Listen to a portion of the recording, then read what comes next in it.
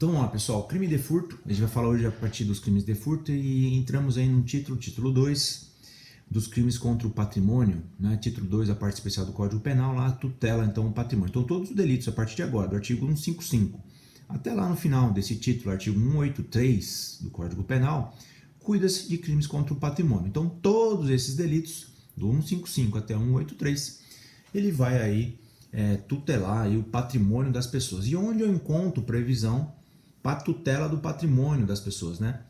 Outro dia o Kleber Masson deu uma live interessantíssima falando sobre bem jurídico, não sei se acompanharam ou não, mas onde eu encontro os bens jurídicos, né? Foi o que a gente falou em sala de aula. Os nossos bens jurídicos, aqueles bens jurídicos penais, não é? Tem previsão no Código Penal, dada a sua importância, obrigatoriamente eles têm que estar previstos na Constituição Federal, né?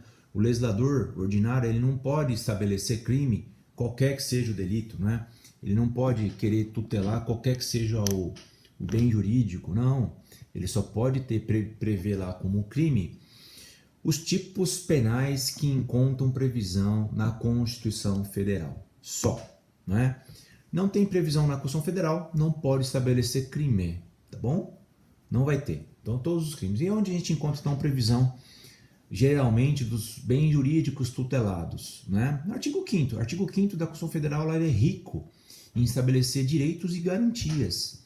E a maioria esmagadora dos bens jurídicos tutelados, né? Os bens que eu estou protegendo, os bens que a população, a sociedade, o homem, a mulher, todas as pessoas têm interesse em que eles sejam tutelados, protegidos pela lei penal, estão sempre lá na Constituição Federal.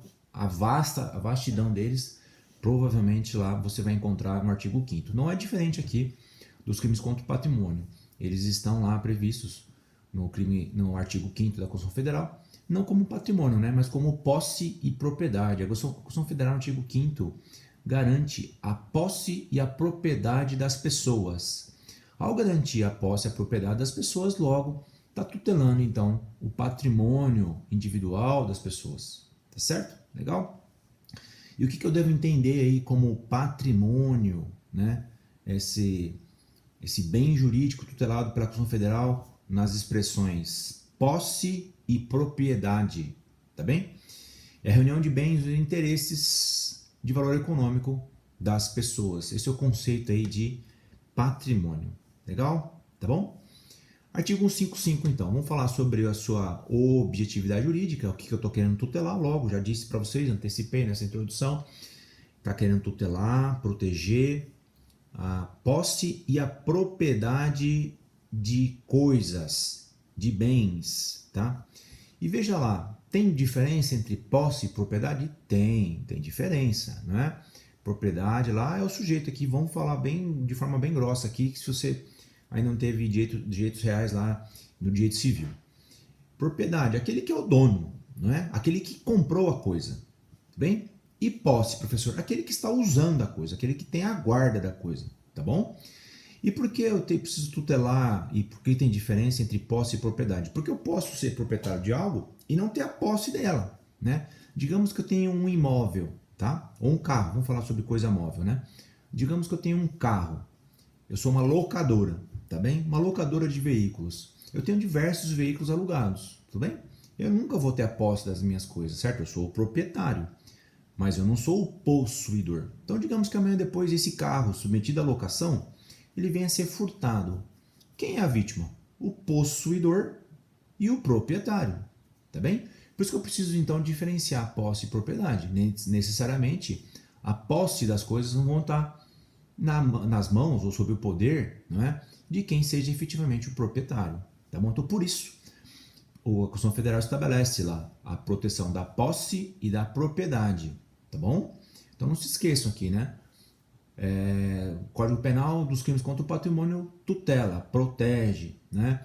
Garante a proteção da posse e também da propriedade. São institutos distintos lá e o direito civil nos estabelece bem, tá bom? Vamos para o objeto material e aqui a gente vai gastar um pouquinho, tá? Por quê? Porque o artigo 155 do Código Penal, que eu não li para vocês ainda, mas tem a redação do caput, ela é curtinha, né? Subtrair para si ou para outrem coisa alheia móvel. Então, o que é o nosso objeto material? Aquilo sobre o qual recai a conduta criminosa. E a pena do caput lá do artigo 155 tem a previsão lá de pena de reclusão de 1 a 4 anos e multa, né? Nosso objeto material. Nosso objeto material, aquilo sobre o qual recai a conduta criminosa, é a coisa alheia móvel. E a gente vai precisar estabelecer aqui conceitos de coisa e de coisa alheia e de coisa móvel. Então, o primeiro conceito que a gente vai falar é de alheia. O que perdão, vamos falar sobre coisa móvel. Vocês estão aí que estão no terceiro B, já tiveram direito civil parte geral, né? E quando o professor falou com vocês sobre bens, não é? Ele falou lá sobre bens móveis e imóveis. O artigo 155 do Código Penal está tutelando, ele estabelece somente coisas móveis. E imóveis não pode ser objeto material de furto, tá bom? Eu não tenho como subtrair bens imóveis, não tenho como subtrair uma casa, né? A não ser que a casa seja, né, uma casa móvel, né? Aí muda, né? Mas via de regra, bens imóveis não são objeto de furto, nunca poderão ser. Por quê? Porque eu não consigo transportar a coisa. Dentro da ideia, então, de bens que podem ser objeto de furto, eu preciso pensar em algo que eu possa transportar. Por isso, coisa móvel. Coisa móvel, aquilo que eu consigo transportar, né? Levar de um lugar para outro, tá? Então, primeiro conceito aí de coisa móvel. Vamos falar agora das ideias de coisas, tá? Coisas são objetos, tá bom? Objetos, tá? E tudo o que é coisa, professor? Desde que não seja um ser humano, provavelmente você vai estar diante de um conceito de coisa para fins penais, tá bom? Então, ser humano pode ser objeto de furto, professor? Não, tá? De furto não, vai poder ser objeto aí de sequestro, tá bom? Mas de furto não, tá bom? Por mais que você queira, as pessoas não são coisa, tá bom? Então, ser humano não pode ser objeto de furto, pode ser objeto de extorsão, como eu falei para você, perdão, de sequestro, tá bem? Mas de furto não, tá? No entanto, digamos que o ser humano tem coisas aí que podem ser furtadas, tá? Lembra lá quando a gente falou no artigo 129 do Código Penal? Eu falei lá, as mulheres que têm um cabelo bonito, comprido, tal, tiverem lá, forem cortados, né? E se tiver conteúdo patrimonial, o cabelo de uma mulher, tá? Então, cabelo. Professor, pode ser objeto de furto ou vai ser lesão corporal? Depende, tá bom? Em tese pode ser sim objeto de furto, tá bom? Se tiver conteúdo patrimonial. Se não tiver conteúdo patrimonial, tá bem? Eu vou lá para o crime de lesão corporal, tá bom? Outras partes do corpo do ser humano que pode ser aí objeto de transporte. Dente, tudo bem? Próteses, tá? Essas partes aí, tá bom? Então, cabelo, dente, prótese, pode ser objeto material de furto, tá bem? E não é o ser humano, mas é parte aí, digamos, que está inerente ao ser humano, ao corpo do ser humano, mas que pode ser objeto de furto, tá bom? Por outro lado, senhores, se o determinada coisa que o ser humano possua, mas tiver por finalidade aí, fins de transplante, algo do tipo, tá bom? Rins, córneas, né? Você vai lá para o crime de específico da lei de transplante, tá? Lei 9434 de 97. Então, furto, né? Seria a hipótese de tecido, né? Pele, tá? Cabelo ou órgãos duplos, que assim eu posso dizer. Furto desses objetos, dessas coisas, tá bem? Você vai lá para o crime específico lá, e se tiver finalidade de transplante, você tem previsão lá no artigo 14 da lei 9434 de 97, que é uma lei específica lá que cuida do transplante, de órgãos e tecidos, tá certo? Mas pode ser objeto material de crime, então, mas não de furto, tá bom? Cadáver, o ser humano já morto, pode ser objeto de furto? Depende, a resposta é essa, tá bom? Depende do que, professor, se tiver conteúdo patrimonial. Que cadáver que vai ter conteúdo patrimonial, professor? O cadáver que vai ter conteúdo patrimonial é a múmia, né? Aquele que tiver fins históricos, tá bom? Ou corpo embalsamado, né? Aquele que vai ser, que ele pode ser exposto, né? Utilizado em faculdade de medicina para fins de estudo, né? Esses corpos têm conteúdo patrimonial, né? Então esses corpos, cadáveres, vão ser objeto, então vão poder ser objeto material de furto, né? Então, cadáver, que tipo de cadáver? Aquele que é utilizado para fins de estudo, tá bem? Faculdade, enfim, tá? Corpo embalsamado, ou o cadáver aí, a múmia no caso, né? A múmia é um cadáver também. Também tem interesse histórico, tem interesse patrimonial, pode ser objeto material de furto. De resto, mais nenhum cadáver aí vai ter interesse patrimonial, não vai ser objeto de furto, vai poder ser objeto lá de um crime mais para frente, previsto no Código Penal, artigo 211. Lá. Continuar. Ainda dentro do objeto material, a gente vai falar sobre coisa alheia. Agora, a expressão alheia. Alheia é aquilo que pertence a terceiro, tá bom? Então, a coisa para ser objeto de furto precisa pertencer a terceiro. Ou a posse está na mão de terceiro, ou a propriedade está na posse, pertence a terceiro, tá bom? Então, a coisa precisa pertencer a terceiro, tá? A gente vai falar aqui agora alguns patrimônios, algumas coisas, alguns objetos que a gente tem que situar aí se entra no conceito de alheia, tá bom? Então, o primeiro ponto que a gente vai falar é coisas comuns. O que é isso, professor? Coisas comuns. Então, o ar, a areia da praia, a água da praia, tudo bem? Dos oceanos, tudo bem? Podem ser objeto de furto. Então, coisas de uso comum. São coisas alheias, passíveis de furto? Não, tá? Não tenho como subtrair, né? Furtar o ar, eu não tenho como furtar a areia da praia, eu não tenho como furtar a água dos oceanos, tá bom? Porque são coisas de uso comum, não são coisas de uso que pertencem à pessoa, a uma pessoa específica. Mas, professor, aí como é que fica então essas questões? Aí ficam desprotegidas? Não, né? O ar não tem como subtrair, tudo bem? Agora a areia, a água pode ser transportado, entra no conceito de coisa móvel, né? Mas é por ela não ser alheia, tudo bem? Pertence à sociedade como um todo. Então você não é que você vai ter nenhum crime por trás dele. Você não vai ter o crime de furto, mas você pode ter aí outro tipo de crime, né? No caso, o crime ambiental, tá bom? Você vai ter crimes ambientais aí cujo titular é a União, tá bem? Mas furto eu não estou falando, tá? Eu não posso falar em furto dessas coisas, tá bem? Coisas abandonadas ou coisas que nunca tiveram dono, tá? Não entram no conceito de alheia. Logo, coisas que nunca tiveram dono, né? Então, o animal, pensa no animal, vamos pensar no animal silvestre, tá bom? Ele pode ser objeto de furto se nunca teve dono, logo ele não alheia, logo ele não é objeto material de furto, tá bom? Coisas que nunca tiveram dono, tá? E coisas abandonadas também não tem mais dono, né? Não é alheia, tá bom? Então, coisas abandonadas e coisas que nunca tiveram dono não podem ser objeto material de furto, tá bom? Coisas perdidas, opa, toma cuidado, tá? Coisa perdida não é coisa abandonada, tá bom?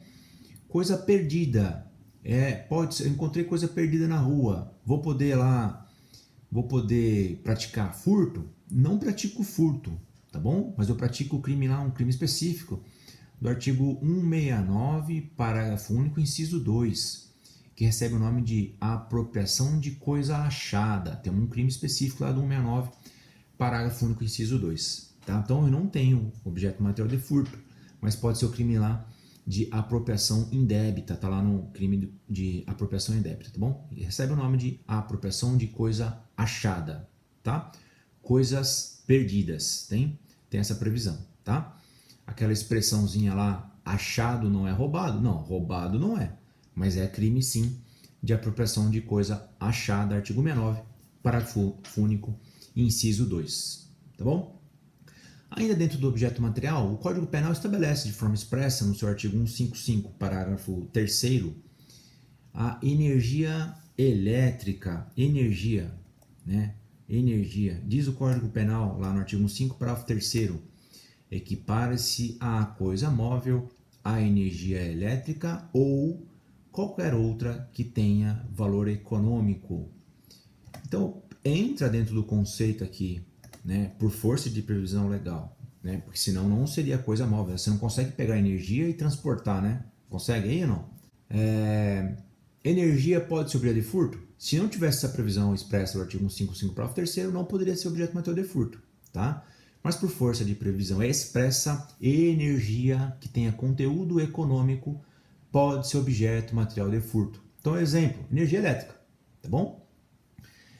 Qual outra coisa aí que pode ser, entra no conceito de energia e que pode ser objeto material de furto, né? Na jurisprudência não está consolidada ainda, senhores, não há posição pacífica, mas eu acredito que a jurisprudência vai se inclinar para sinal de TV, tudo bem? Sinal de televisão aí. Sinal de televisão que é captado, aí o vizinho pega do outro sem pagar assinatura, tá bom? O gato net, né? Costumeiramente chamado de gato net aí. É uma hipótese de energia? Tá? A jurisprudência ainda está decidindo de forma pacífica, não está pacificado isso ainda, se a captação de sinal de televisão se entra no conceito de energia aqui do artigo 5, parágrafo 3º. Não tem uma posição consolidada, mas a jurisprudência, nas últimas decisões que tem dado, tem se inclinado para entender que sim, sinal de televisão pode ser conceituado aí como energia. Tem decisões já do STJ nesse sentido, tá? Então, por isso que cabe ao STJ pacificar a jurisprudência no Brasil. Então, se o STJ já tem decisões nesse sentido, tá bom? Então, provavelmente a jurisprudência vai se inclinar para entender que captação irregular aí de sinal de televisão, sim, será considerado furto de energia, tá bom? Aí 155, parágrafo 3º, mas não é uma posição pacífica ainda, tá? Mas eu acredito que a jurisprudência vai se consolidar, vai se inclinar para entender que sim, tá? Sinal de televisão, sim, entrará no conceito de energia, tá? Outra hipótese de energia é entendida como energia genética, sêmen, tá bom?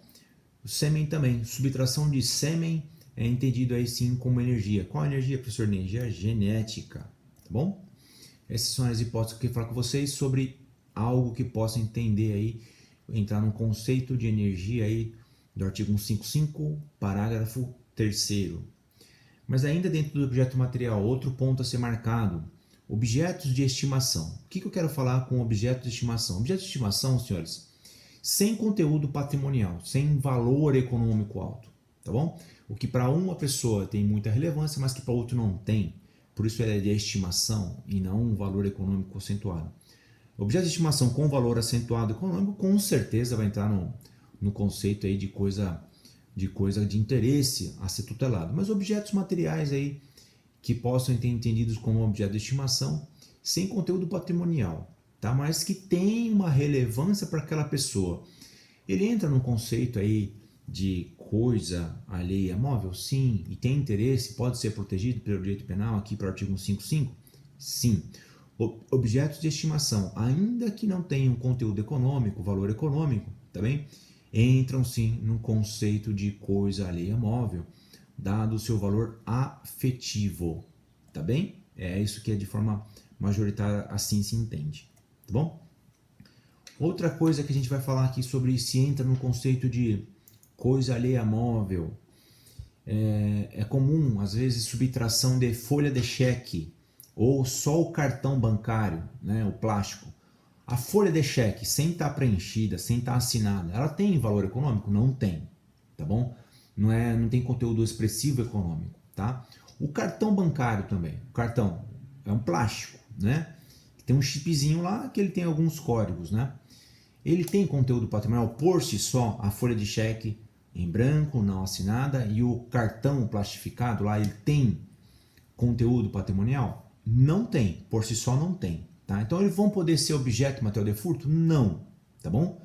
Não vai ter. Eu não tenho como crime de furto, por si só furto a folha de cheque ou o cartão bancário, tá? Mas se em razão dessa subtração eu tiver prejuízo patrimonial para a vítima, daí começa a ter relevância para o direito penal, tá certo? Então eu preciso demonstrar aí que a vítima venha ter algum do seu dinheiro em conta bancária, eventualmente, do seu patrimônio, eu preciso demonstrar algum tipo de prejuízo para ela. Demonstrei prejuízo, então provavelmente a subtração de folha de cheque ou a subtração eventualmente do cartão magnético, se o sujeito não tiver a senha, por óbvio, tá? Provavelmente eu estou diante de um crime meio para a prática do crime de estelionato, um crime patrimonial que a gente vai ver logo mais aí no artigo 171, tá? Então, subtração por si só de folha de cheque em branco e cartão bancário não tem relevância jurídica, tá bom? Mas, como ele é esses objetos aí, o cartão bancário e a folha de cheque, eles podem vir a causar prejuízo para a vítima, né? E por isso o sujeito tem interesse na subtração, provavelmente eu vou estar diante de um crime de estelionato e não de furto, tá bom?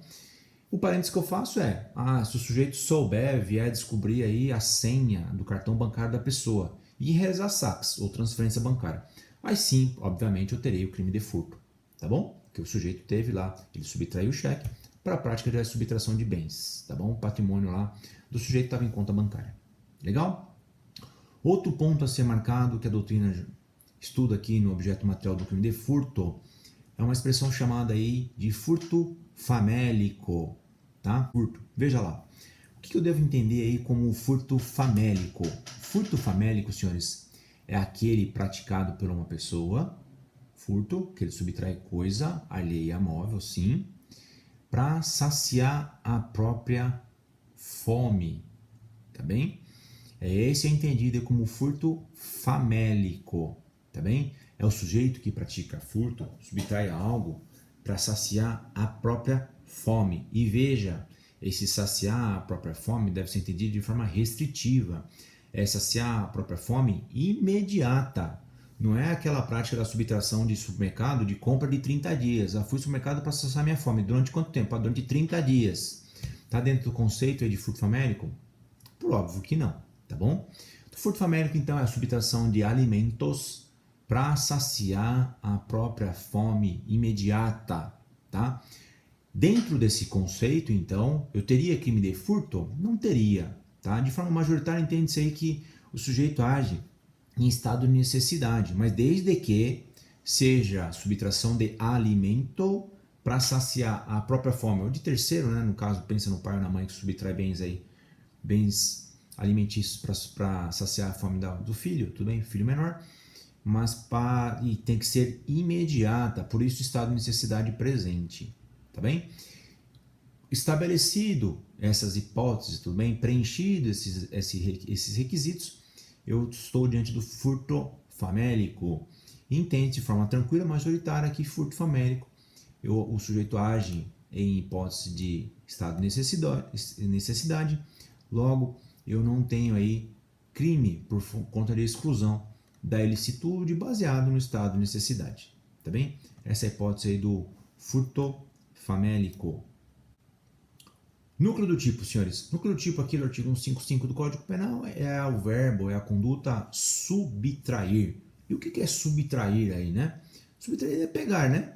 Bem, pegar, retirar algo que pertencia à terceira pessoa e eu passo a agir como se dono fosse.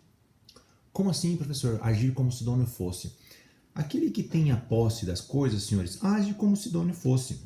Ele exterioriza, né, uma situação de posse. Aquele que é possuidor provavelmente é proprietário, né? Essa é a ideia, né? Estou aqui possuindo algum objeto, né? Um relógio, um anel, algo que tenha conteúdo patrimonial. Se eu estou vestindo, estou na posse, provavelmente, né? Há uma presunção aí dessa pessoa ser a proprietária, tá? Então, ao subtrair, ao inverter a posse, então esse é o conceito de subtrair. Subtrair, senhores, nada mais é do que pegar coisa alheia móvel, não é? De modo a inverter a posse, o sujeito passa a agir como se dono fosse, tá bem? Essa é a ideia, então, do verbo aí, da conduta subtrair, é assim que eu devo entender, tá bom? Ele retira da esfera de vigilância coisa alheia móvel que estava na posse ou propriedade de terceiro e passa a agir como se dono fosse, tá bem? E essa subtração, por óbvio, né? É aquela subtração não permitida, não é? É aquela ilícita, tudo bem? Esse é o conceito, então, de subtrair. Retirar algo contra a vontade do seu possuidor ou proprietário e o furtador, aquele que realizou a subtração, passo a agir como se dono fosse, tá certo? Retiro algo de alguém, eu inverto a posse, né? Passo a agir como se dono fosse, certo? Sujeito ativo do crime de furto. Quem que pode ser sujeito ativo? Qualquer pessoa, né? Não é uma qualidade especial, não é um crime próprio, né? Qualquer pessoa pode praticar aí o crime de furto, é um crime comum, né? E aqui só algumas observações aqui dentro do sujeito ativo. Sabe aquela expressão lá, ladrão que rouba ladrão? Vou transportar aqui para o furto, né? Furtador que furta furtador, né? Ladrão que rouba ladrão, ladrão que furta ladrão, tudo bem? 100 anos de perdão. Pratica crime? Então, o furtador que subtrai bens de outro furtador, bem? Teve um primeiro furto, um segundo furto subtrai exatamente o mesmo objeto, tá? Então, o furtador que subtrai furtador. Tem crime? Não, tem crime sim, tá? E quem que é a nova vítima? Continua sendo, tem uma nova vítima, e quem que é a vítima? A vítima continua sendo a primeira vítima, né? O possuidor lícito, legítimo ou o proprietário legítimo, tá? Sim, tá? O furtador que furta outro furtador, justamente aquela coisa alheia móvel que o primeiro furtador subtraiu, tá bem? Pratica-se crime sim, senhores, tá bom? Porque ele não tem conhecimento de que o objeto é ilícito. E de qualquer maneira, a coisa continua sendo alheia, continua pertencendo a terceiro. Logo, furtador que subtrai o mesmo bem subtraído de um primeiro furtador, pratica sim crime de furto. E quem é a nossa vítima? A vítima lá, a primeira, tá bom? Aquele que possuía de forma legítima a coisa ou o real proprietário, tá bom? Então aquela expressão lá, ladrão que rouba ladrão, 100 anos de perdão, ela encontra previsão legal? Não encontra, tá bom? Não encontra, ela não é verdadeira, tá bom? Você tem crime sim de furto, tá bom? Outra observação dentro do sujeito ativo aqui. Se o sujeito ativo for funcionário público e o objeto que ele estiver subtraindo, furtando, for pertencer a terceiro que está na posse da administração, ou se o objeto pertence ao Estado, né, à administração pública, e o funcionário público, então, subtrai esse objeto, essa coisa ali é móvel, ele não pratica furto, senhores, ele pratica o crime de peculato. O crime de peculato está lá na parte final do Código Penal, crimes contra a administração pública, previsto no artigo 312. Lá tem uma figura chamada peculato furto, tá bem? Nesse peculato furto ou peculato apropriação, tem previsão lá então. Então, se o sujeito ativo for funcionário público e subtrair bens da administração pública ou de um particular sob a administração do Estado, que estiver na posse da administração pública, pensa numa coisa apreendida, tudo bem? Eu estou diante de um crime de peculato e não de furto. Tá bem? Outra anotação agora aqui no crime de furto, no sujeito ativo, a última observação é o seguinte. Digamos que eu tenho uma coisa que pertence a mais de uma pessoa, tá? Então, pertence a condomínio. Então, eu tenho condomínio, na verdade, é a propriedade de diversas pessoas, né? E eu vou lá e subtraio essa coisa que também pertence a mim, mas pertence também ao mesmo tempo a terceiras pessoas, né? Cujo titular cujos proprietários são uma gama de pessoas, mas é que eu não tinha posse, tá bom? Se eu não tinha posse e subtraio bem, que eu tenho uma cota à parte dela, eu vou ter crime de furto? Eu não tenho crime de furto, eu tenho crime de furto de coisa comum que está previsto no artigo 156.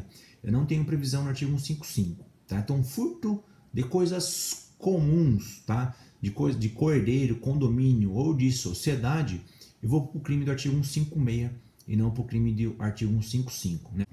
Sujeito passivo, quem é a nossa vítima? Né? A nossa vítima aqui é aquele que era o real proprietário, né, o legítimo proprietário da coisa, ou aquele que era aquele que possuía de forma legítima, tinha posse legítima da coisa. Então, o sujeito passivo do crime de furto é aquele que tinha a posse ou a propriedade legítima da coisa e foi desapossado por conduta do sujeito, tá bem? Do sujeito ativo, tá?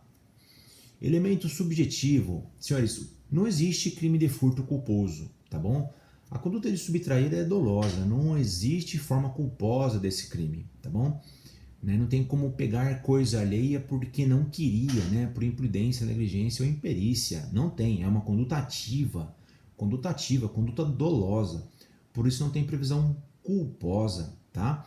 O sujeito aí age de forma dolosa. Então a previsão do furto, o elemento subjetivo é o dolo, né? Não tem forma culposa. O dolo, senhores, né? Eu não gosto muito de falar expressões em latim, mas só um cuidado aqui. O dolo do furto é chamado de animus furandi, tá? Furandi, tá? Furandi. Animus furandi.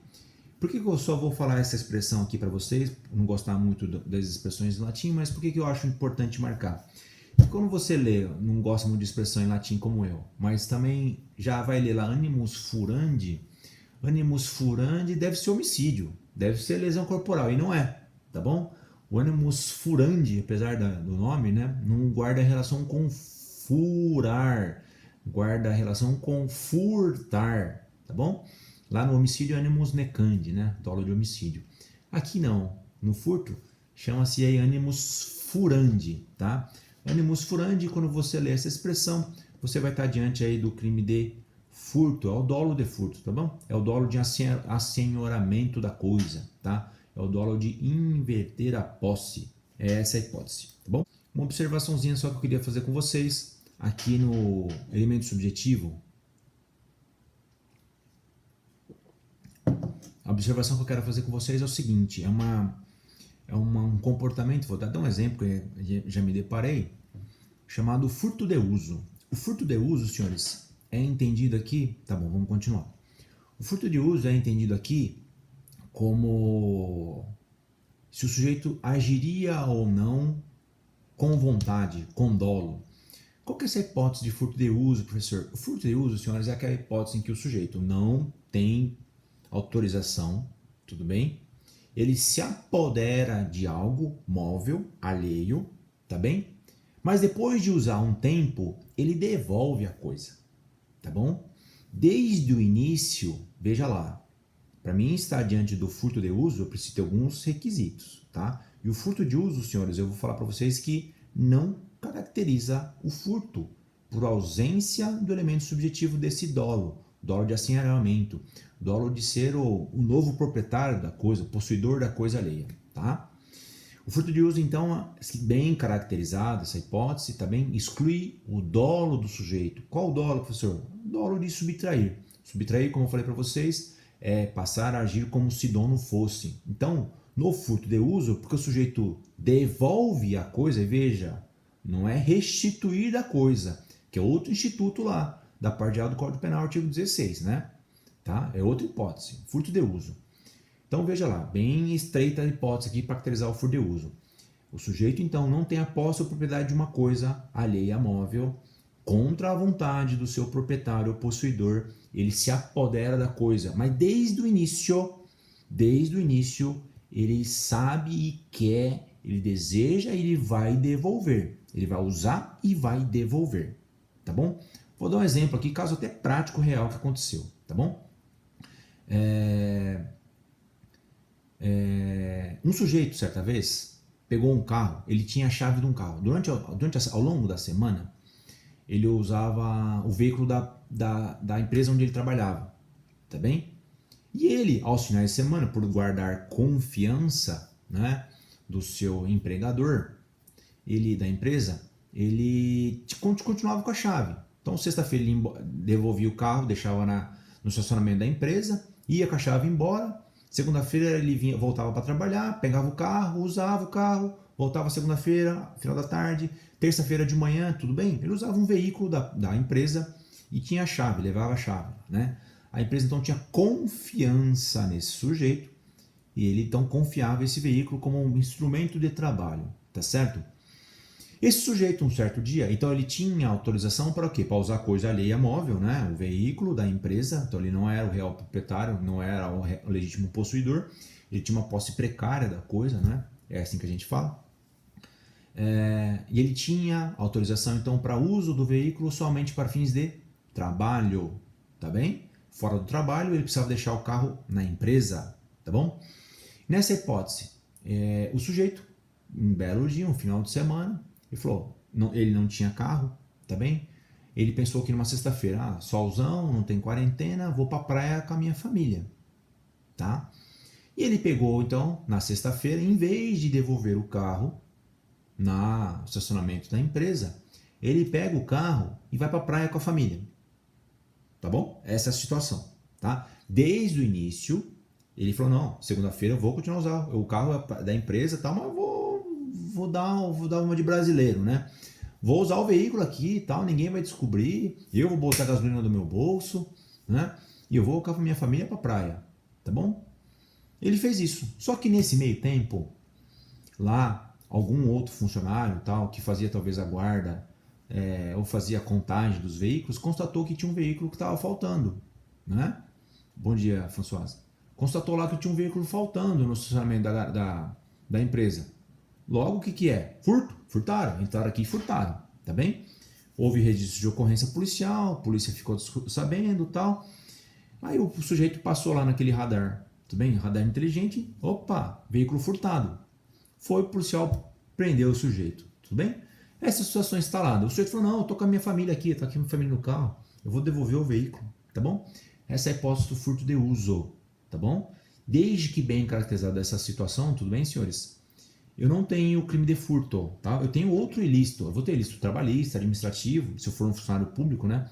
Funcionário público que utilizar o veículo, eu uso como chamado aí peculato de uso, tá? É crime sim, tá bom? Eu vou ter crime de furto ou furto de uso. Então, bem desde que, tá? Bem caracterizada essa situação de desde o início o sujeito vai devolver a coisa, tá bom? Eu não tenho aí então crime de furto por ausência do elemento subjetivo do tipo, tá bem? Eu não tenho a vontade do sujeito de se tornar proprietário, dono da coisa. Ele não passa a agir como se dono fosse. Consumação e tentativa, senhores. Vamos lá. Tem bastante coisa para falar ainda sobre furto. Então vamos lá. Consumação e tentativa. Consumação, senhores. O crime de furto é crime material? É crime material e exige a produção de resultado. Qual é o resultado? A vítima precisa ter um prejuízo patrimonial, certo? Então ela tem um desapossamento, né? Coisas até então estavam na posse dela, logo não tem mais, né? Então é crime material.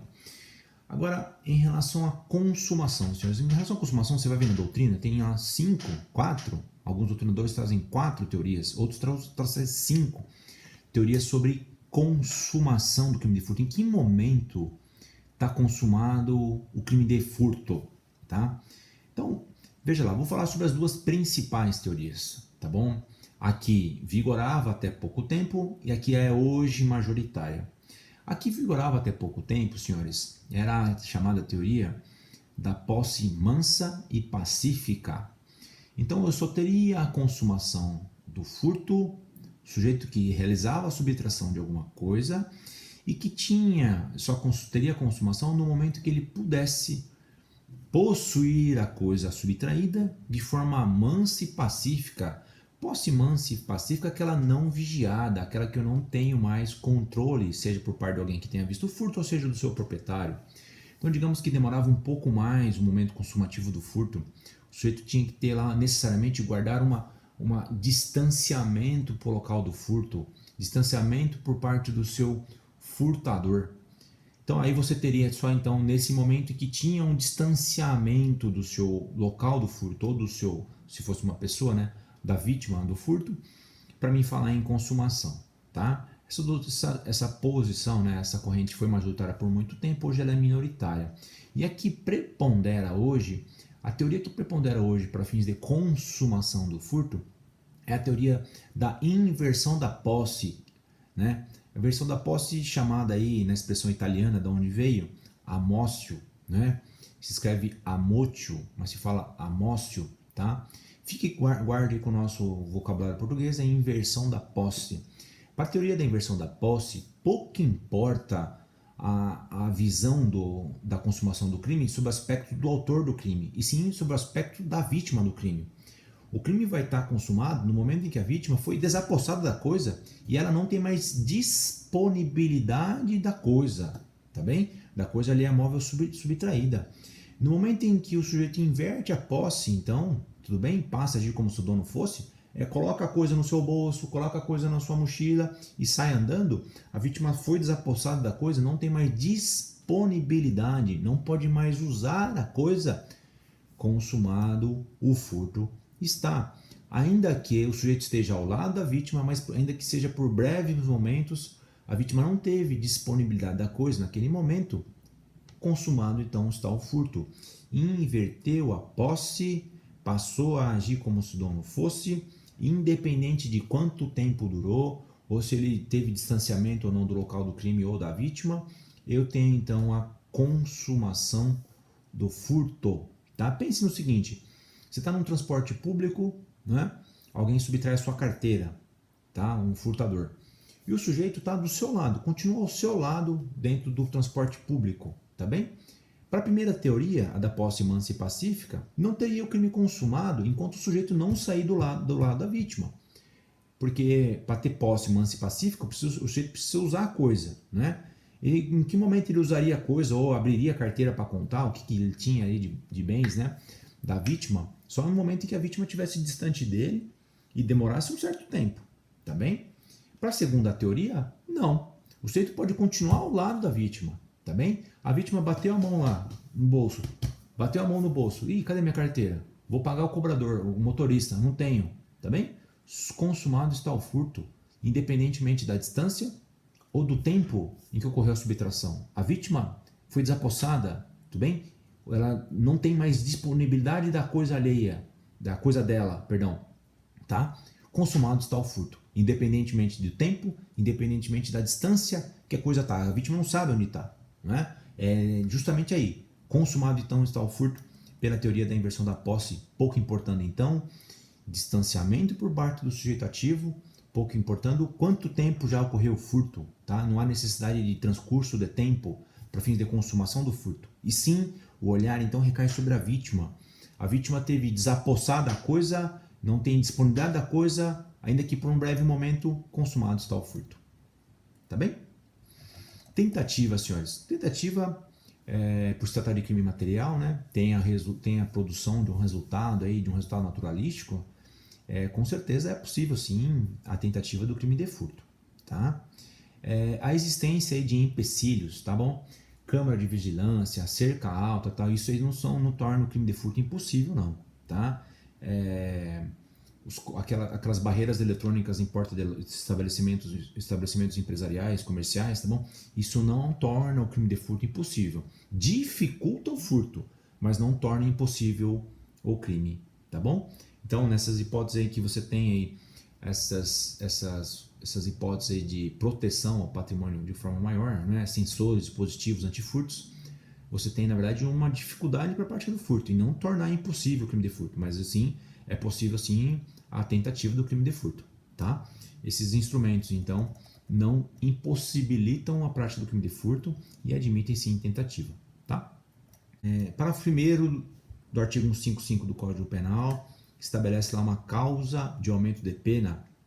Diz lá o parágrafo 1º, é assim entendido, chamado como furto durante o repouso noturno. Parágrafo 1º, a pena aumenta-se de 1/3 se o crime é praticado durante o repouso noturno. E o que eu devo entender então como repouso noturno? Veja, o conceito de repouso noturno é pacífico de que depende da localidade, não é? Locais mais interioranos, mais tranquilos, digamos que esse repouso noturno ele vem antes, né? Ele acontece antes, né? E ao mesmo tempo ele termina antes também, né? E em locais populosos, em que tem estabelecimentos empresariais abertos 24 horas, né? Então em locais grandes centros, né? Então o conceito de repouso noturno depende da localidade, não é um conceito aí único, engessado. Pode variar de acordo com a localidade, tá? E o que eu devo entender então como repouso noturno? Repouso noturno, senhores, é o horário que geralmente as pessoas descansam. Elas entram para dentro de casa para descansar. A pessoa precisa estar dormindo? Não, tá? Ela está durante o repouso, está durante o descanso dela, né? O descanso, então, é o período de tempo aí necessariamente noturno, né? Em que invariavelmente as pessoas tendem a descansar. Por que a lei penal, então, sanciona de forma mais grave, com uma causa especial de aumento de pena, o furto durante o repouso noturno? Porque são horários, geralmente, porque as pessoas estão descansando, cuja vigilância é menor, né? Então, por conta disso, o sujeito, na verdade, ele escolhe o melhor momento para a prática do furto, justamente por conta disso. Ele se vale dessa facilidade de menor vigilância, né? As pessoas estão menos atentas, estão dentro de casa, estão descansando, né? Tem menos gente na via pública, tem menos, o policial não está lá, enfim. O sujeito, então, ao se valer do repouso noturno, ele tem causa de aumento de pena. Por quê? Porque justamente escolheu o horário mais vulnerável das pessoas, né? As pessoas estariam descansando, tá bem? Outra hipótese, senhores, que eu preciso marcar aqui durante o repouso noturno, é que se o imóvel, né? Você vai praticar furto durante o repouso noturno em imóvel. O repouso noturno, a casa precisa estar habitada, tem uma discussão aqui se a casa precisa estar habitada ou não. Tem preponderado aí, né?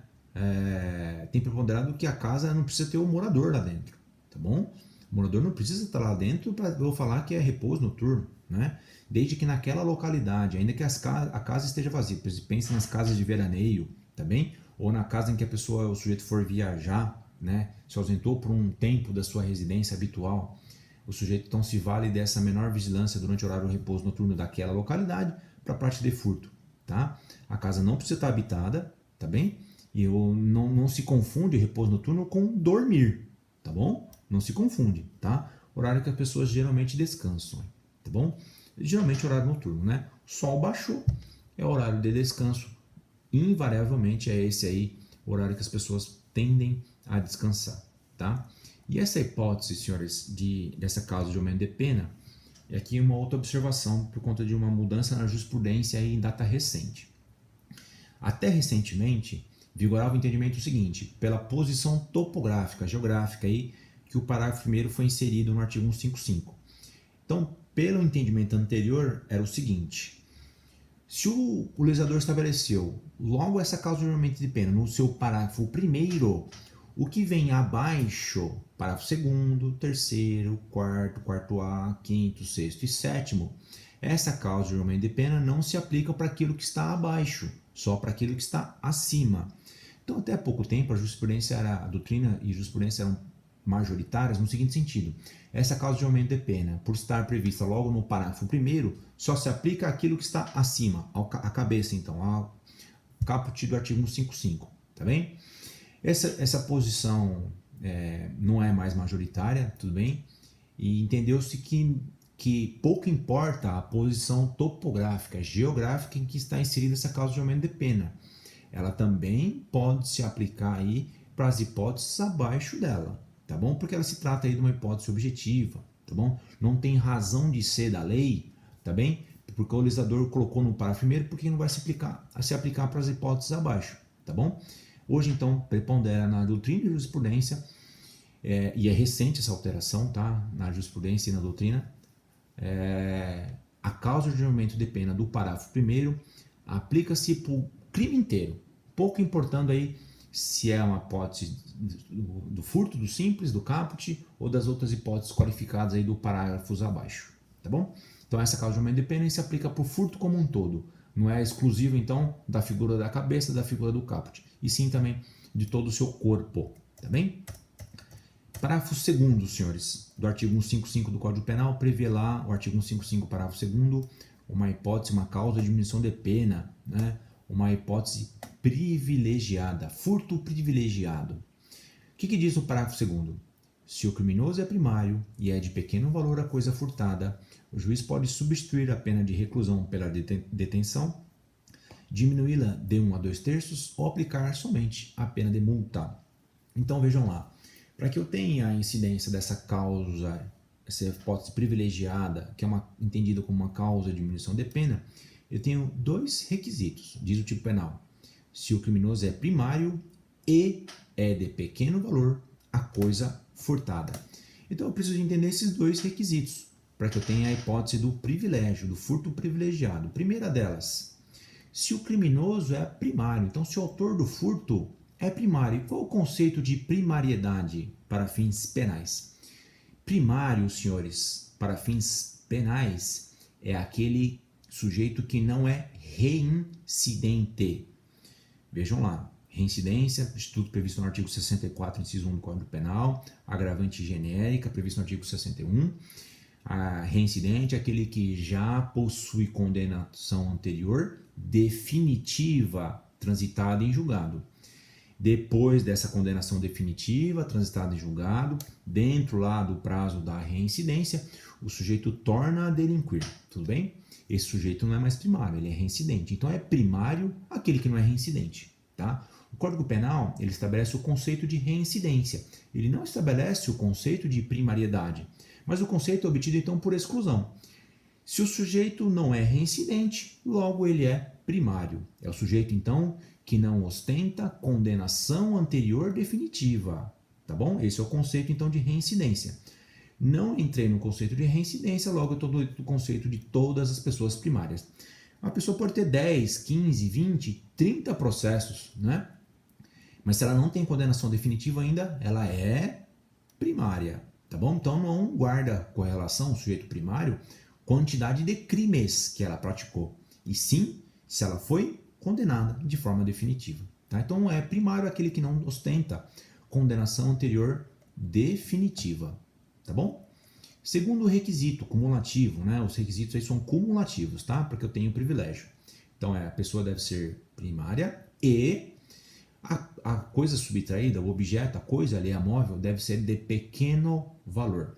E a ideia aqui de pequeno valor, senhores, não se confunde com a hipótese de ausência de valor que eu iria lá para um crime, né, crime de bagatela, né? Não é essa a hipótese, tá? Crime de pequeno valor, senhores, é pacífico também. O Código Penal não estabelece qual que é o valor, né? Qual que é o que ele deve entender. Ele não estabeleceu o conceito de coisa de pequeno valor.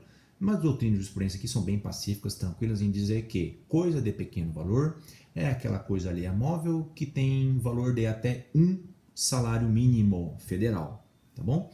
Coisas até um salário mínimo, tá? São entendidas aí como coisas de pequeno valor, tá? Essa é a ideia então de pequeno valor, coisas até um salário mínimo, tá bom? E o valor do salário mínimo deve ser levado em consideração é o da data do fato e não da data da sentença, tá bom? Da data em que o sujeito pratica o crime. Então coisas de R$1.000 são entendidas como coisas de pequeno valor. Ainda que você não concorde, né? Lógico, poxa, coisas de até R$1.000, né? A gente pensa lá, o governo está dando auxílio emergencial, as pessoas aí para sobreviver R$600. Para essas pessoas que estão dependendo desses R$600, aí eu que imagino que não seriam R$1.000, né? Mas enfim, esse é o conceito aí pacífico na doutrina de jurisprudência de coisas de pequeno valor, coisas de até um salário mínimo, tá bom? Preenchidos os dois requisitos então, a coisa tem até um salário mínimo e o sujeito é primário, faz jus ao privilégio. E o privilégio aí, senhores, pode ter 3 desdobramentos, né? A critério do julgador, do juiz, na hora de proferir a sentença de acordo com a conduta do sujeito, a coisa a ser levada, eventual antecedentes da pessoa, né? A pessoa pode ser primária, mas tem antecedentes, tá? Personalidade do sujeito. Então abre-se aí um leque de 3 opções, aí, como 3 consequências do reconhecimento do furto privilegiado, tá? Então o juiz pode substituir a pena de reclusão pela de detenção. O juiz também pode aplicar uma causa de diminuição de pena, né? Diminuir a pena de 1 a 2/3, ou somente aplicar a pena de multa. Vai depender do caso concreto, né? O juiz vai sopesar esses casos aí de acordo com o caso concreto, né? Qual aplicação aí, qual consequência do furto privilegiado eu vou aplicar para esse caso, tá? Essa é a hipótese do furto privilegiado, tá? E o furto privilegiado, senhores, ele é compatível aí, né? Com a causa de aumento de pena do repouso noturno, tá bem? Inclusive ele é compatível também, a mesma ideia que a gente falou sobre a hipótese da causa de aumento de pena, né, do parágrafo 1º, causa de aumento de pena do furto noturno, do parágrafo 1º, essa hipótese privilegiada aí do parágrafo 2º, ele é compatível sim com as qualificadoras que a gente vai ver a partir de agora, desde que essas qualificadoras sejam de ordem objetiva. Se as qualificadoras forem de ordem subjetiva, e eu vou elencar cada uma delas, não há compatibilidade. Então a ideia aqui da compatibilidade do furto privilegiado com o furto qualificado é a mesma ideia do homicídio, tá? Lembra lá da hipótese do homicídio privilegiado com as qualificadoras? É possível sim essa compatibilidade, desde que as qualificadoras sejam de ordem objetiva. E por que isso? Porque o privilégio é de ordem subjetiva, né? O sujeito, a lei penal está olhando para o sujeito e não para a conduta da pessoa, né? Está olhando para a pessoa e não para a conduta praticada. Então é subjetiva, tá? Sempre que vocês verem a expressão privilégio, está olhando para a pessoa e não para o fato praticado, tá bom? Não para a conduta realizada. Por isso, então eu vou ter a compatibilidade então, do furto privilegiado, desde que as qualificadoras sejam de ordem objetiva. Por quê? Porque o privilégio é subjetivo, tá bem? O furto qualificado, senhores, aqui, as hipóteses qualificadas do furto, bem, ok. As hipóteses qualificadas do furto, eles são previstas a partir do parágrafo 4º. Então eu tenho o parágrafo 4º, 4A, 5º, 6º e 7º, né? Temos aí 5, 4, 4A, 5º, 6º e 7º. Nós temos 5 qualificadoras aí, espalhadas a partir do parágrafo 4º, artigo 155, todas as formas qualificadas, né? Tem previsão específica lá de preceitos secundários para essas hipóteses que a gente vai falar a partir de agora. Então, parágrafo 4º, inciso 1. Então, furto qualificado, a pena é reclusão de 2 a 8 anos e multa se o crime é cometido. Então, primeira qualificadora do inciso 1 do parágrafo 4º. Diz lá, inciso 1 do parágrafo 4º. Com destruição ou rompimento de obstáculo à subtração da coisa. Então, com destruição ou rompimento de obstáculo à subtração da coisa. O que eu devo entender, então, como essa qualificadora, senhores? Sempre que no furto, então, para que o sujeito realize a subtração da coisa, para ele alcançar a coisa alheia móvel, ele precisar romper ou destruir algo que seja uma barreira, um obstáculo anteposto, colocado entre ele e a coisa, eu tenho essa qualificadora então, tá bom?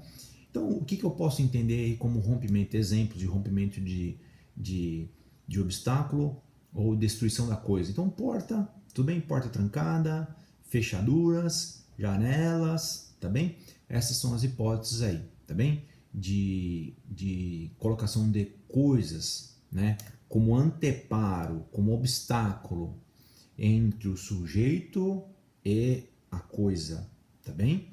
O sujeito então rompeu ou destruiu. Destruiu é fazer desaparecer. Romper é conseguir, né?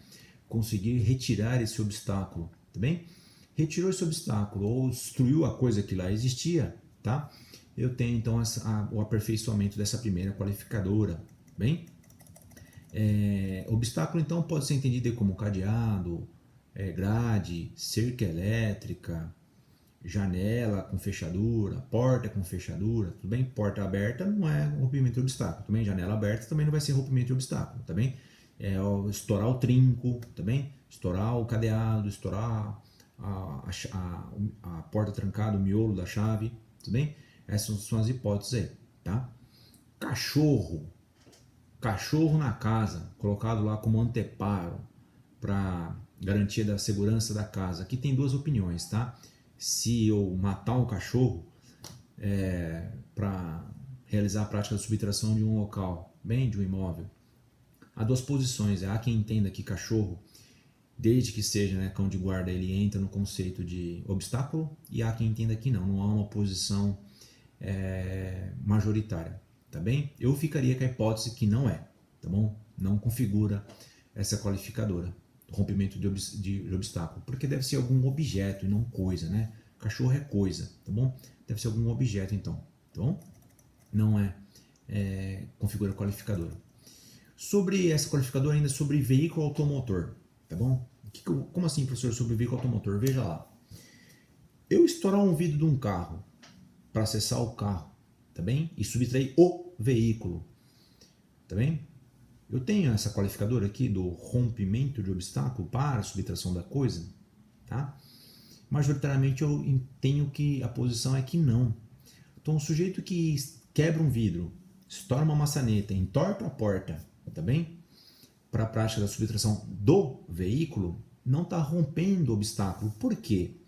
Como eu falei para vocês, o conceito de obstáculo é algo que é colocado como anteparo entre a pessoa, o sujeito ativo do furto, e a coisa ali que vai ser furtada.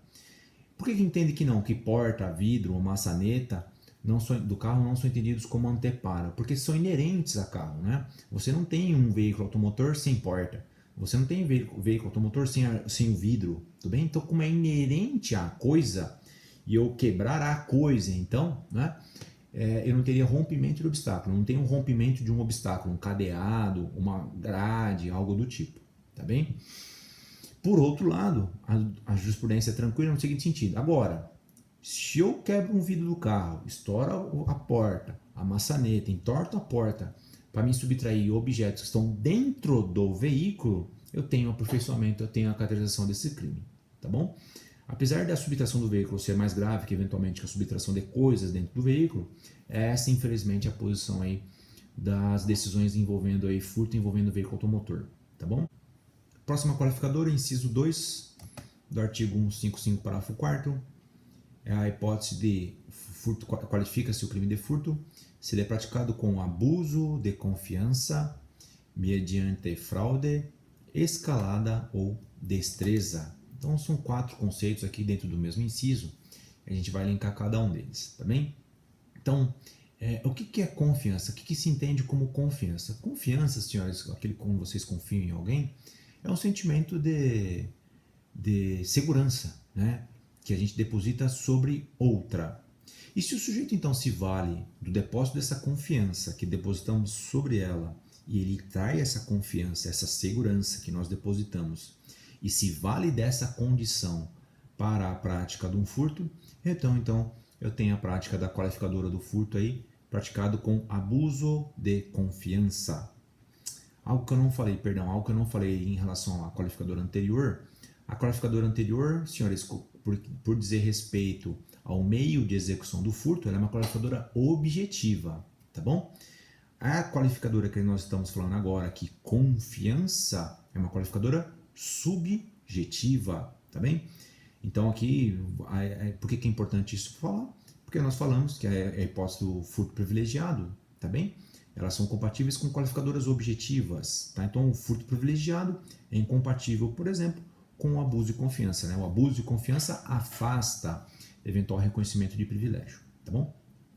Então, esse abuso de confiança, senhores, é essa hipótese, né? Uma pessoa trai o sentimento, um depósito de segurança que fazemos em outra pessoa. Então, quando ele pratica o furto se valendo dessa hipótese, com abuso de confiança. As relações empregatícias, senhores, a mera existência de uma relação empregatícia não significa ter confiança, tem que ser algo a mais, tá bom? Então, basta ser empregado de um empregador, o empregado pratica furto contra o empregador, eu teria esse abuso de confiança? Não, eu preciso ter algo a mais, né? Eu preciso ver o caso concreto. Então, o empregado, ele tinha um livre acesso, ele tinha uma posse desvigiada, ele tinha o seu comportamento desvigiado, para sair, para ir embora, ele era vigiado, ele tinha algum tipo de revista, né? Tinha câmera lá no local lá para vigiar, inclusive, os funcionários.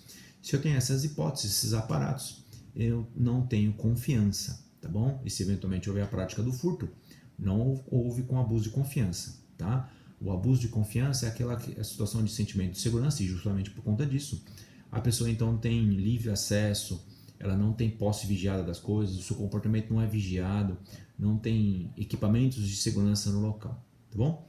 Então, mera relação empregatícia não caracteriza aí abuso de confiança, tá bom? Eu iria para algo a mais, preciso ter algo a mais, um tempero a mais. Qual que é esse tempero a mais? A hipótese desvigiada, se tem chaves do local, pode entrar e sair a hora que quiser, tá bem? Nessas situações aí você teria então a hipótese de abuso de confiança, tá? Fraude.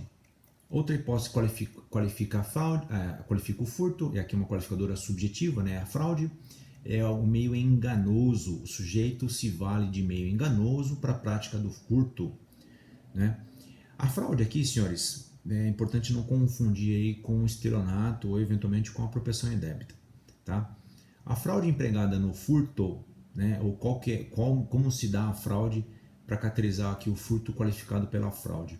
O sujeito utiliza de meio enganoso para diminuir a vigilância da vítima que ela tem sobre a coisa que vai ser subtraída, sobre o objeto, né?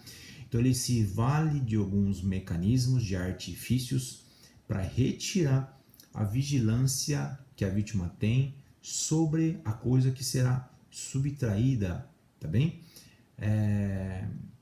Então a fraude é utilizada aqui não para ter posse da coisa, mas é para que a vítima tenha a vigilância sobre a coisa diminuída. Já teve casos concretos, posso dar um exemplo aqui para vocês, por exemplo, o sujeito que vai praticar furto de celular, tá bem? Ele vai numa loja, ou que você pode pensar em joia, algo de valor. Ele pede, ou roupa, que você pode ter, vai numa loja, o sujeito vai numa loja e pede várias coisas. Eu quero ver esse celular, eu quero ver aquela roupa, eu quero ver aquela roupa, eu quero ver essa joia, aquela outra joia. E ele se vale então dessa ida e vinda do vendedor, para no momento em que o vendedor, não é? Ele se vale dessa diminuição da vigilância. Qual que é a diminuição da vigilância? Eu quero ver aquele outro modelo. Eu quero provar esse modelo. Não, gostei daquele outro modelo. Então ele pede várias, para o vendedor ficar meio desnorteado e com isso ele baixa a guarda do vendedor, diminui a vigilância do vendedor e subtrai, nessa ida e vinda do vendedor, subtrai uma peça de roupa, uma joia ou um aparelho telefônico que ele estiver vendo, tá bom? Essa é uma hipótese que configura aí o crime de furto praticado mediante fraude. Outra hipótese que caracteriza furto mediante fraude, senhores, é a fraude em que o sujeito auxilia a outra pessoa a fazer saque, né, em caixa eletrônico. Então, digamos que eu tenho uma vítima que tem uma certa dificuldade em realizar um saque, está com o seu cartão bancário, vai lá e vem um sujeito e se passa eventualmente como funcionário do estabelecimento bancário ou como um mero cidadão lá, né, que estaria ali para ajudá-lo, né? E nessa de ajudar o sujeito, ele troca o cartão e a vítima digita ali a sua senha e ele visualiza, grava a senha e nessa ele troca o cartão, né?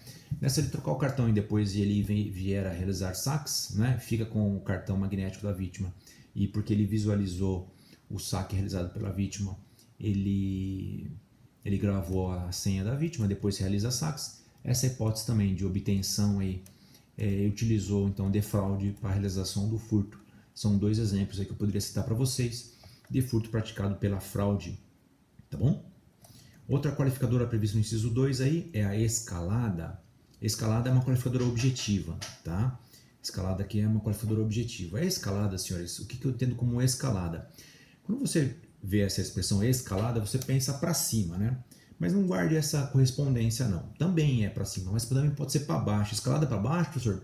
Pode. Dentro do conceito para fins penais, a escalada aqui também pode ser algo subterrâneo, não é? Poderia dizer assim, ou algo que vai para baixo.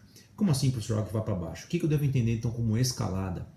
Escalada, senhores, é o meio anormal de acesso, tá bom? É a via anormal de acesso a algum local, tá bom?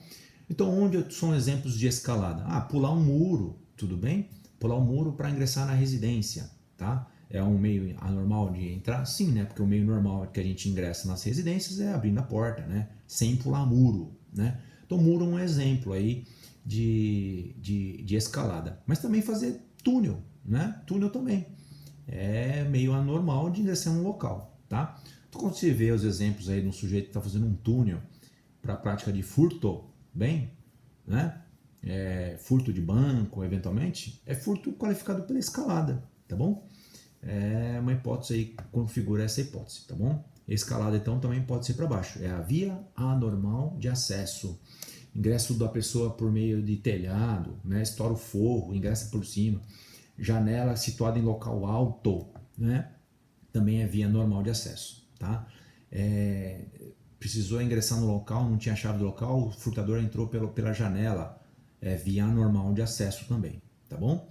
Só um cuidado aqui, essa via anormal de acesso, a jurisprudência e a doutrina são pacíficas no entender o seguinte: basta qualquer muro ou basta qualquer janela, o que deve ser entendido aqui como para que caracterize essa qualificadora da escalada? Essa qualificadora da escalada, senhores, fique com esse conceito, tudo bem? Via anormal de acesso.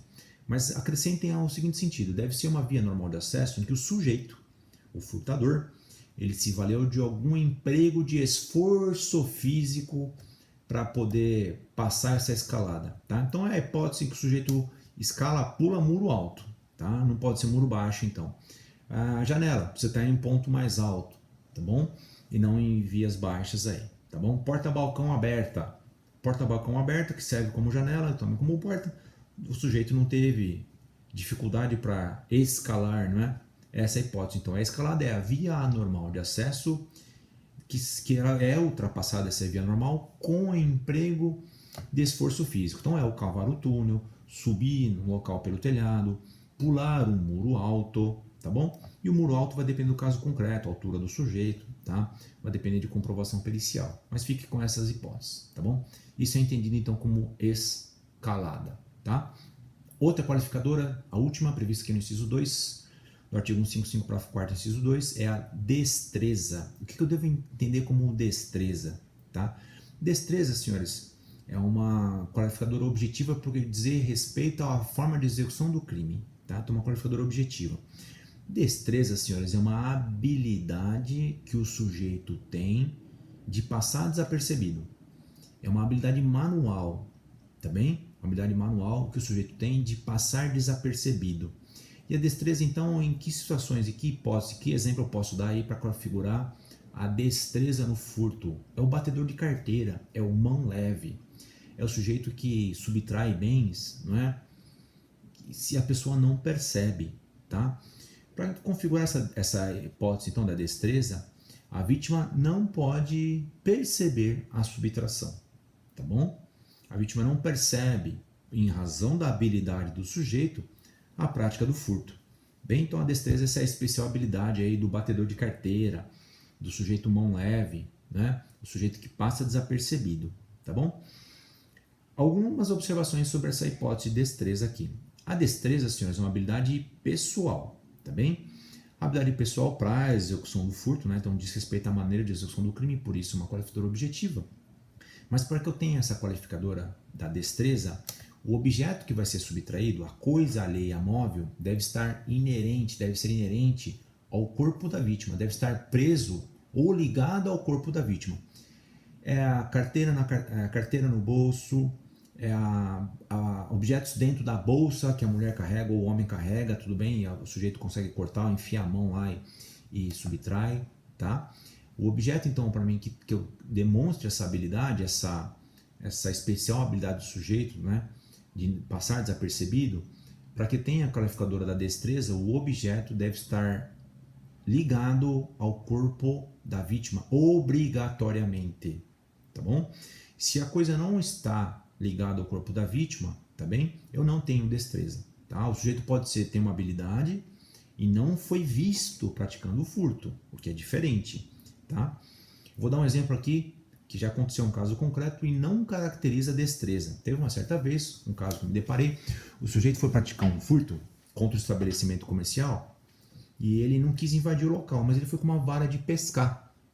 Então ele abriu a janelinha do local, deve ter colocado lá um utensílio, lá um imã ou algo do tipo, e começou a tentar pescar coisa de dentro do imóvel, tá? Ele enfiava a varinha dele lá e tentava pescar. Essa hipótese caracteriza destreza? Realmente, o sujeito precisa ter uma habilidade para pescar coisas que vão ser furtadas, mas não é a qualificadora da destreza, tá bom? Pode ser qualquer outra qualificadora, mas a destreza não. Por quê?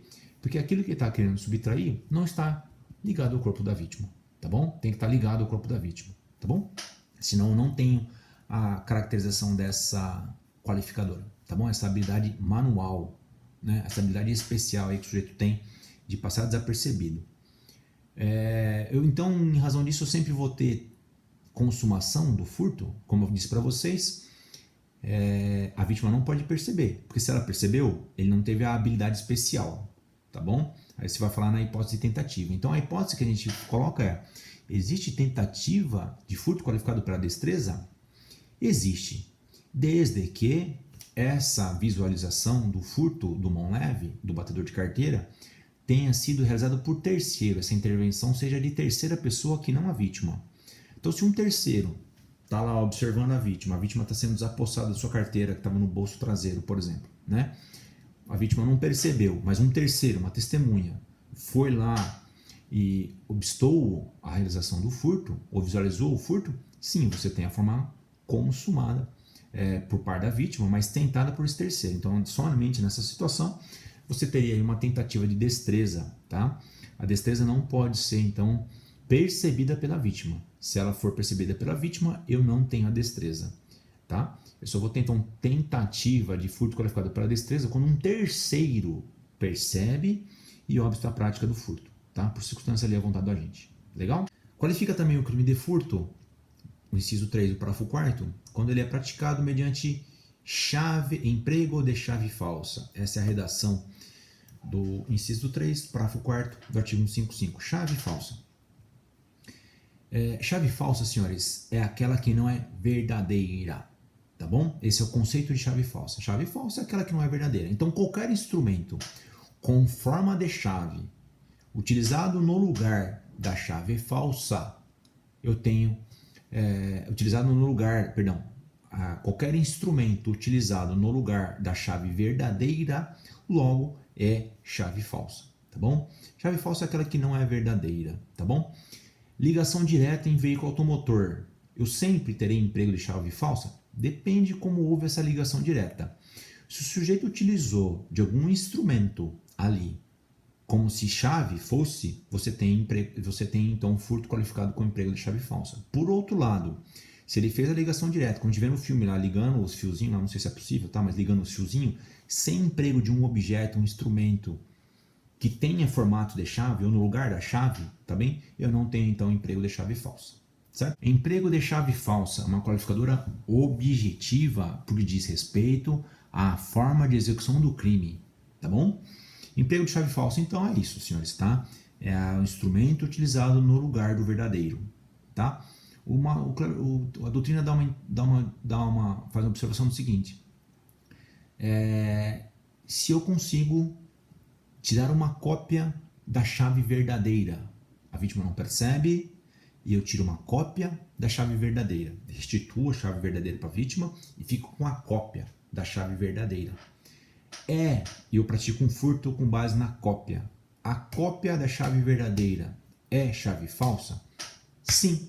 Tudo bem? Sim. Por quê? Porque não é a chave verdadeira. É uma cópia da chave verdadeira. Cópia não é algo verdadeira. Então, logo, se a cópia é chave falsa, então, majoritariamente, entende-se que cópia de chave verdadeira, a cópia, então, é chave falsa. Configura essa causa de aumento de pena. Vocês vão encontrar posição sentido contrário, tá bem? Mas tem posição aqui, majoritariamente, me parece que emprego de chave falsa, cópia de chave falsa cópia de chave verdadeira é chave falsa, tá bem? Outra qualificadora do inciso 4 agora, artigo 155, parágrafo 4º, inciso 4, outra qualificadora é a qualificadora do concurso de pessoas. Então, qualifica também o crime de furto mediante concurso de duas ou mais pessoas. Então aqui é uma qualificadora objetiva também, tá, senhores? Diz respeito à forma de execução do crime pelas pessoas, né? Quantidade de pessoas, não é uma qualidade especial dessas pessoas, por isso não é uma qualificadora subjetiva e sim objetiva, tá? Então é uma qualificadora objetiva. Então se eu tiver dentro de um contexto aí de um furto praticado por mais de uma pessoa, né? Seja essa pessoa menor, inimputável ou não, eu tenho então a qualificadora, né? Bastam duas pessoas, tá? A partir de duas pessoas aqui, eu tenho a qualificadora objetiva aí do concurso de agentes, tá bem? Furto praticado por duas ou mais pessoas. Duas pessoas já qualificam o crime de furto, tá bem? Pelo número de pessoas, né? O legislador estabeleceu aqui uma punição mais gravosa para aquele que se vale de outras pessoas também para a prática do furto, né? Facilita o furto, praticar com mais de uma pessoa. Né? Seja porque vai carregar o objeto, seja porque um vai ficar na vigilância, né? Vai ficar na posição lá de vigia, enquanto eu pratico o furto, tá bem? Vamos para a próxima qualificadora, parágrafo 4º. Parágrafo 4º, senhores, foi acrescentado aí no Código Penal pela Lei 13.654/2018. Essa qualificadora é bastante importante, né? Essa lei foi uma resposta penal, tratamento mais rigoroso, para as hipóteses de furto de caixa eletrônico praticado mediante explosão, tá?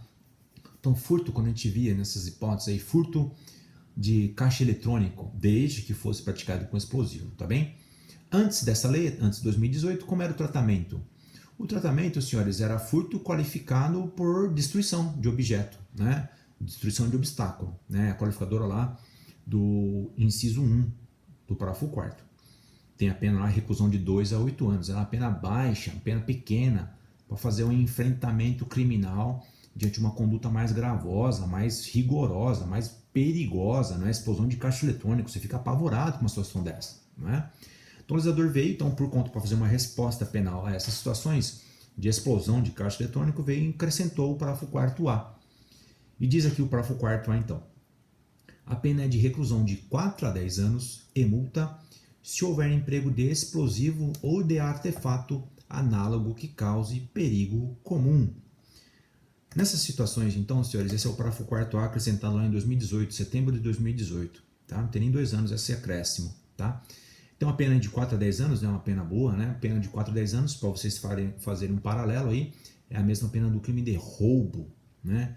Prevê lá a mesma pena do crime de roubo. Então, praticar furto, realizar qualquer uma das subtrações aí, mediante explosivo ou artefato análogo, né, que cause explosão ou que tenha o mesmo efeito, desde que cause perigo comum, pena reclusão de 4 a 10 anos. O melhor exemplo, ou uma resposta penal para que é o melhor caso, né? São os furtos em que você tem, são furtos de caixa eletrônico ou furtos que são realizados em locais mediante explosão de dinamite ou algo do tipo. Então, mediante explosivo. Explosivo, senhores, é uma substância específica, né? Capaz de destruir coisas, objetos, mediante barulho, né? Causa barulho. Ele precisa ser detonado e causa barulho. Se precisa ser detonado e causa barulho, você está diante de uma substância que entra no conceito de explosivo. E o legislador, ele estabeleceu uma outra hipótese, uma hipótese genérica, né? Ou qualquer outro artefato análogo, qualquer outro artefato que não seja a pólvora ou explosivo, tá bem? Que tem a mesma função. Qual o exemplo que eu posso dar aqui? A doutrina vem e fala, eu não vi, mas é um exemplo. Explosão de gás de cozinha, bem? Se eu levar então um gás de cozinha para a prática de um furto, tudo bem? Eu não tenho dinamite, vou explodo lá o gás de cozinha, tudo bem? É um artefato análogo, né? Tem o mesmo efeito, né? Causa explosão, causa destruição, tá? Então, é um artefato análogo, um exemplo aí é o gás de cozinha, tá bom? Desde que cause perigo comum. O causar perigo comum, senhores, é que coloque em risco o patrimônio indiscriminado de pessoas ou a integridade física das pessoas, né? Se fosse aquele artefato, então tem capacidade de causar perigo comum, né? De causar mal às pessoas, né? Machucar diversas pessoas, eu estou diante de um artefato análogo que cause perigo comum. Melhor exemplo aí é o botijão de gás. De explosivo, né? Melhor exemplo é a dinamite, tá bem? Essa previsão, senhores, aqui vai uma observação bastante importante. Essa previsão aqui do parágrafo 4º-A é conceituado lá de forma expressa agora como crime hediondo. Essa previsão lá da hediondez e somente do parágrafo 4º-A, tá? Então, qual a hipótese do furto é aí pontuada como hediondo? Essa, só a do parágrafo 4º-A. O parágrafo 4º-A do artigo 155 é crime hediondo. Foi acrescentado pela lei do pacote anticrime. Entrou em vigor agora, em janeiro de 2020. A lei 13.964/2019. Então está lá no artigo 1º, inciso 9 da lei 8.072 de 90, previsão expressa agora como crime hediondo o furto praticado mediante explosão ou artefato análogo que cause perigo comum. Crime hediondo, então, artigo 1º, inciso 9 da lei 8.072 de 90, acrescentado pela lei 13.964/2019, a lei do pacote anticrime.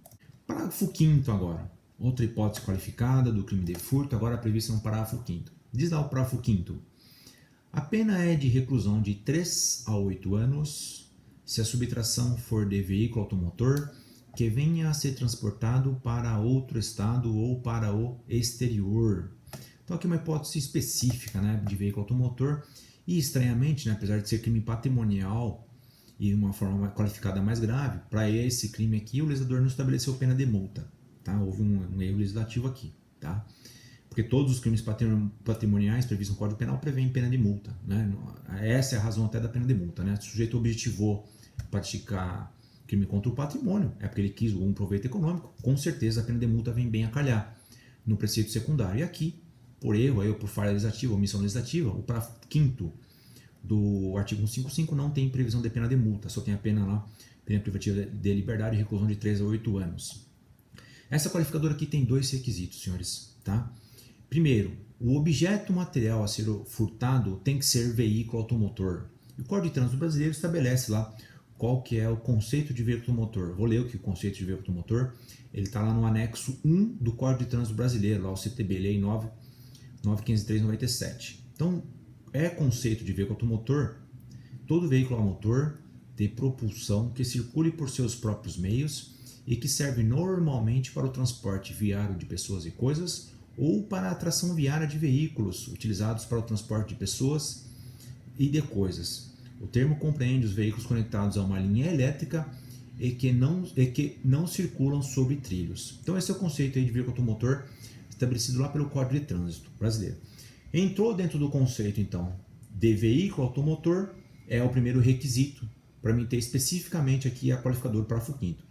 Significa dizer que toda a subtração de veículo automotor eu vou ter essa qualificadora parágrafo 5º? Não, é o próximo requisito, tá? Se houve a subtração de veículo automotor e desde que esse veículo automotor venha a ser transportado, ele venha a ingressar em outro estado ou no exterior, aí sim eu teria a presença do parágrafo 5º do artigo 155. Então quer dizer o seguinte, eu só vou ter a qualificadora do parágrafo 5º do artigo 155 primeiro, se a subtração for de veículo automotor e segundo requisito cumulativo, esse veículo precisa obrigatoriamente transpor a fronteira de países ou limite de estado, tá bom? Eu não tenho, então, a qualificadora do parágrafo 5º se for furto de veículo que não vier a ser transportado para outro estado ou para o exterior. Tá? Aí posso ter alguma outra qualificadora do furto, mas eu não teria do parágrafo 5º. O parágrafo 5º, senhores, do artigo 155 do Código Penal é específico para veículos que vierem a transpor limite de estado ou fronteira, tá? Essa é a hipótese. Então vai ser muito difícil aqui uma tentativa, uma hipótese, né? Um caso prático de tentativa do parágrafo 5º. Por quê? Porque a lei penal estabelece que venha a ser transportado para outro estado ou para o exterior.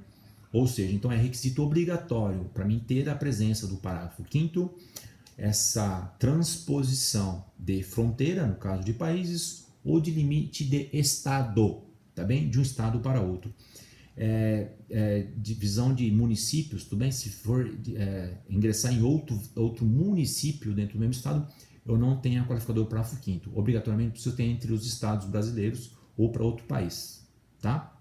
Legal? Pessoal, então agora parágrafo 6º, tudo bem? Beleza? Parágrafo 6º, deixa eu ver aqui. Parágrafo 6º do artigo 155 do Código Penal, foi acrescentado aí pela Lei 13.330 de 2016. É uma lei bem específica, né? O objeto material aqui vai ser específico do parágrafo 6º, né? Antes desse parágrafo 6º, a gente estudava aí os crimes se entrava no conceito material lá de coisa alheia móvel, animal, tá bem? Os animais, os semoventes, tá bom? Os semoventes aí ingressavam no conceito de coisa alheia móvel, entra, tá bom? Mas eu esperei para falar justamente por conta desse parágrafo 6º. Não diz aqui o parágrafo 6º especificamente. A pena de reclusão de 2 a 5 anos, se a subtração for de semovente domesticável de produção, ainda que abatida ou dividida em partes no local da subtração. Essa é a redação do parágrafo 6º do artigo 155. Então vamos lá. Primeira crítica aqui novamente, tá? O legislador, essa lei 13.330 de 2016 era uma lei que estava em andamento, um projeto de lei desde 2003, tá? De um deputado lá do Rio Grande do Sul, né? O Rio Grande do Sul tem bastante criação de gado, né? Então por conta disso. Então, furto de gado, essa é a hipótese, né? O furto de animal, tá? O furto de gado, furto de animal. O semovente é entendido como aquilo que se move pela sua própria força. O que é aquilo que se move pelas próprias forças? São os animais. Nós, os humanos, somos os animais, né? Também. Mas entramos no conceito de semovente? Ainda não entramos no conceito de semovente, apesar de alguns não pensarem muito, posso entrar no conceito de semovente. Nós seres humanos médios não entramos no conceito de semovente, tá bom? Porque pensamos, né? O semovente aqui é o animal que não é irracional, né? Por óbvio, que se locomove pelas suas próprias forças. O ser humano está fora aqui do conceito de semovente, tá bom? Por quê? Porque ainda temos racionalidade, ainda pensamos, tá bom? Então, o furto de animal, senhores, era conhecido como, recebia um nome, chamava abigeato. E a primeira crítica, então, voltando aqui para a crítica, é que tem uma pena menor do que a qualificadora do parágrafo 4º, né? O legislador queria dar uma pena maior, mas já tem a qualificadora do parágrafo 4º, então, do furto, né? Dos furtos qualificados. Então, por que a pena maior? Porque a pena lá do parágrafo 4º tem a pena de reclusão de 2 a 8 anos. Aqui é reclusão de 2 a 5 anos, né? Então não havia razão de ser para fazer um parágrafo específico aqui para cuidar só do abigeato, né? Furto de semovente. E a outra crítica é, de novo, apesar de ser crime patrimonial, você não tem previsão da pena de multa, infelizmente, né? Então o legislador andou meio mal aqui, né? Poderia acrescentar, se quiser ser mais rigoroso, como um inciso do parágrafo 4º, né? O furto de semovente, domesticável de produção, ele que é abatido dividido em partes no local de subtração. Bastava acrescentar um inciso no parágrafo 4º e não acrescentar um parágrafo no artigo 155. Tá? Então essas são as críticas aí legislativas, tá bom? O que eu devo entender aqui como semovente? Então já falei o conceito, né, do que é entendido como semovente. Então todo animal racional, né, que se locomova por suas próprias forças entra no conceito de semovente. Tá? Aquilo que se locomove pelas suas próprias forças são os animais. Basta ser qualquer animal? Não. Tá? Para quem eu tenho essa qualificadora específica do parágrafo 6º, precisa ser um animal, um semovente, um animal domesticável. Então estão excluídos aqui os animais selvagens, né? Um condor, uma águia, tá bom? Uma pomba que vier a ser abatida, tá? Um animal que vier a ser comido amanhã depois, tá bom? Morcego na China, né? Morcego na China é um animal domesticável? Deve ser, né? Porque o pessoal consome lá, né? Aqui a gente não tem isso ainda, né? Mas como a gente não está na China, morcego não entra no conceito aqui de semovente domesticável, tá? Ou de produção. De produção é que você tire algum proveito econômico dele, tá bom? Seja na parte da alimentação, ou seja porque ele produz algo, né? De forma indireta, tipo a vaquinha produz o leite, tudo bem? A galinha coloca o ovo. Essas são as hipóteses de animais de produção, tá bom? Então, animal deve ser então obrigatoriamente domesticável, de produção. Então, animais silvestres, esquece. Animais silvestres estão fora, tá? Domesticável de produção. Então, o cachorrinho que eu tenho aqui em casa vai ser animal, se subtraírem o meu cachorrinho de estimação aqui, tá bom? Ele entra nessa hipótese? Não vai entrar, tá bom? Por quê? Porque ele não é de produção, tá? Ele não é de produção. Agora, se eu sou um criador de cachorros lá, tá bem? Eu tenho lá uma linha de criação de cachorros, né? Cachorros com pedigree, enfim, vivo disso, ou tenho uma parcela econômica disso, exploro isso, tá? Nessa hipótese aí você vai ter, então aí entra no conceito aqui de animal domesticável de produção, tá? Então, o animal domesticável de produção é aquilo que o ser humano tem interesse econômico, tá bom? Deve ser, então, econômico porque ele tem um valor econômico, ou seja, porque ele produz, né? A galinha que coloca o ovo, a vaquinha que produz o leite, tudo bem? Essas coisas que o ser humano tira proveito. Então, são exemplos aí de animais semoventes, né? Os semoventes domesticáveis de produção, bovino, caprino, equino, tá bom? Que mais que a gente tem aqui? Suínos, né? Os palmeirenses entram aqui no conceito então, de animal domesticável de produção, brincadeira, tá bom? Brincadeiras à parte, tá certo? Animais domésticos, senhores, porque não são de produção, não entram no conceito de animal domesticável de produção, tá? Diz aqui o parágrafo 7º do artigo 155. A pena de reclusão de 4 a 10 anos e multa se a subtração for de substâncias explosivas ou de acessórios que conjunta ou isoladamente possibilitem sua fabricação, montagem ou emprego. Essa hipótese, senhores, do parágrafo 7º, essa outra qualificadora, foi acrescentada pela mesma lei que acrescentou o parágrafo 4º A. tá? E acrescentou aqui o parágrafo 7º, também a Lei 13.654 de 2018, de setembro de 2018, acrescentou esse parágrafo 7º aqui também. Então, estabeleceu de forma mais rigorosa a mesma pena do parágrafo 4º, mas por que se estabeleceu a mesma pena do parágrafo 4º? A mesma lei acrescentou parágrafos distintos, então o parágrafo 4º e agora o parágrafo 7º, né? A mesma lei acrescentou dois parágrafos, duas qualificadoras distintas, com a mesma pena, no artigo 55. Qual a razão? A razão, senhores, é porque o legislador, ele próprio estabeleceu, quando previu como crime hediondo, tá? Essa hipótese, tá? Então, é crime hediondo o parágrafo 4º somente porque o furto quando o furto for praticado mediante explosão, tá? Ou artefato análogo. Agora, a subtração de explosivo ou de artefato análogo, tá bem? Não é crime hediondo, por isso foi trazido em parágrafos distintos, até para o legislador poder estabelecer, né? O parágrafo 4º é crime hediondo. Se essa hipótese, o parágrafo 7, tivesse incluído no parágrafo 4º, o legislador lá de crimes hediondos, por exemplo, para estabelecer, ela teria que fazer uma especificação mais pontual, né? Então por isso estão separados aí em parágrafos distintos, tá bom? Essa subtração aqui de substâncias explosivas é uma qualificadora objetiva, né? A exemplo do parágrafo 6º, tá? Não falei, mas o parágrafo 6º também é uma qualificadora objetiva, tá?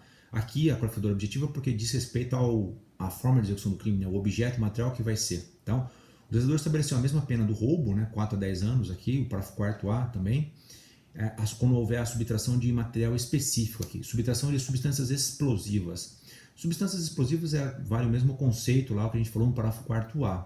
Substância explosiva é aquela substância que é detonada, causa barulho e destruição, né? Então, sempre que eu tiver a subtração dessas coisas, né, a pólvora, a dinamite, né, eu vou ter então a forma mais rigorosa. Então, o legislador, ao prever lá o furto de caixa eletrônico, né, mediante explosivo, também sabe, né, que as pessoas praticam furto desses materiais explosivos justamente para a prática das subtrações futuras, né, depois de dinheiro ou de outros objetos de valor. Então estabeleceu também aqui, de forma mais grave, quando houver a subtração especificamente de material explosivo. E aqui a lei penal fala lá, né, acessórios que conjunto ou isoladamente possibilitem sua fabricação. Veja, a pólvora por si só, ela de forma crua, ela não é possível, né, de ser explodida, né, ela é um material importante, mas digamos que se eu subtraio pólvora de um lugar, depois os outros materiais que eu consigo produzir uma dinamite, tudo bem?